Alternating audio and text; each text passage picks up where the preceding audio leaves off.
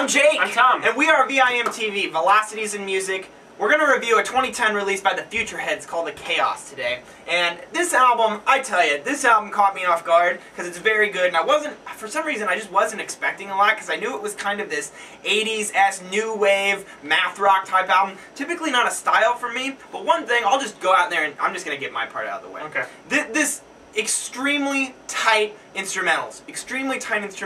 And while the song writing might not be so mind-blowing in substance, it's still very good, and a lot of the instrumentals are just so tight and compact, and I think these guys just do an excellent job conveying themselves as just musicians, which is something that's really notable, and that kind of goes with the math rock side of things. But one thing that just blew me away, Tom, was the vocals. Yeah. The vocals and the vocal harmonies, and the guy has like that typical kind of 80s, you know, punk rock kind of like voice. I don't know how else you would describe it. Can I jump in? Yeah, and kind please of do. that? Please do. This genre, this kind of, I mean, you kind of you said like new wave kind of math rock, and those aspects are in here, but also that kind of British kind of thrash punk, right? Very fast moving punk sound. It's very popular these days. You've got a lot of bands. I mean, you can compare this. These guys sound an incredible amount like Maximo Park. Yeah. And those two bands came out around the same time, so if you like one of those two, I'd recommend checking out the other. But also, I mean, you've got a little bit of the Bravery. You've got I almost picked up bits of the Hives, Franz Ferdinand. Weezer, yeah, but just that whole Arctic Monkeys, but that whole just fast-moving kind of punk sound.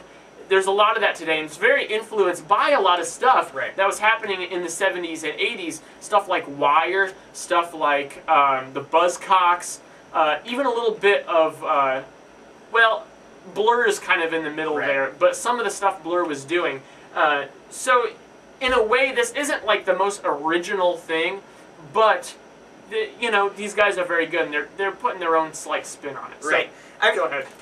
It's just a really tight album. I guess I do have an issue with it though, is that since they're kind of rehashing an old style, I really don't feel like this is anything that's going to be super memorable. It's a solid release and it's going to get some praise and that's great, but the only way that this could really be an awesome album is if it were released in the early to mid 80s. If it was released then, this would be one of those like genre-changing albums that just changed the music industry. Yeah. And right now it's just, it's a really good album. They set out to do exactly what they did and they nailed it, and that's great. But I mean, really, this is just a fun album to put on. This song, which is one of my track picks, Heartbeat Song, track 2, which I think is a single. They just do track 3, sorry.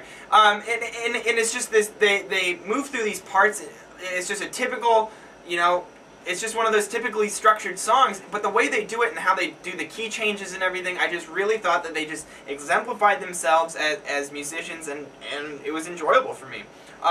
The vocals on the last track, Jupiter, very strong, and just kind of served as a great closer for this album. They do a little bit different things, and that's when it makes me wish that they had done more things like that in the beginning, because you don't get as much of like the lead kind of solo-ish guitar parts on here. It's more of just the rhythm guitar really comes out. Muted rhythm guitar, typical of that 80s new wave. Yeah.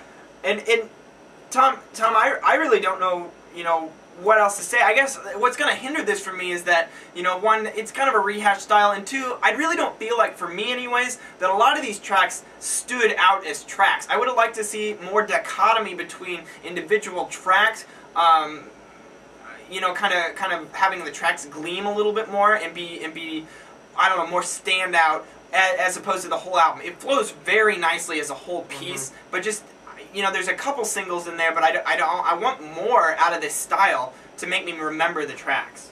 And I agree with you on that, but for some reason, I'm just a sucker and it doesn't bother me as much. This album was a lot of fun for me, but at the same time, I've always liked this kind of stuff. Like I said, I'm a huge Blur fan. Blur is one of my favorite bands of all time. And these guys don't sound entirely a lot like Blur, but also, I mean, I love Maximo Park. This is a fun style for me because it's very fast-moving.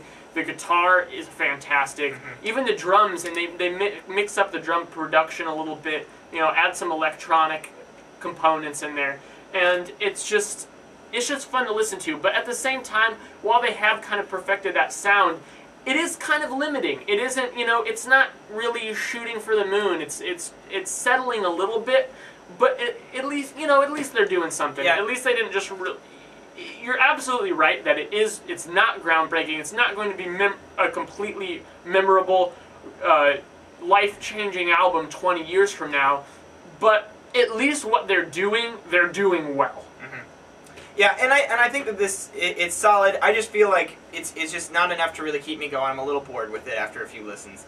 Have you picked your tracks? I picked. Yeah. I'll go ahead. I said track 3, Heartbeat Song, and then I picked track 5, The Connector. I'm gonna pick 4 tracks. I picked track 1, The Chaos. I love that song. Then tracks 3 and 5, Heartbeat Song and The Connector, and then the last track, Jupiter. I thought was really good. Jupiter was pretty good. Yeah. Overall, I'm gonna give this a 71. I thought it was a very solid album. They set out to do exactly what they do. I'm getting bored with it the more I listen to it, and I don't like that. So that knocks it down for me.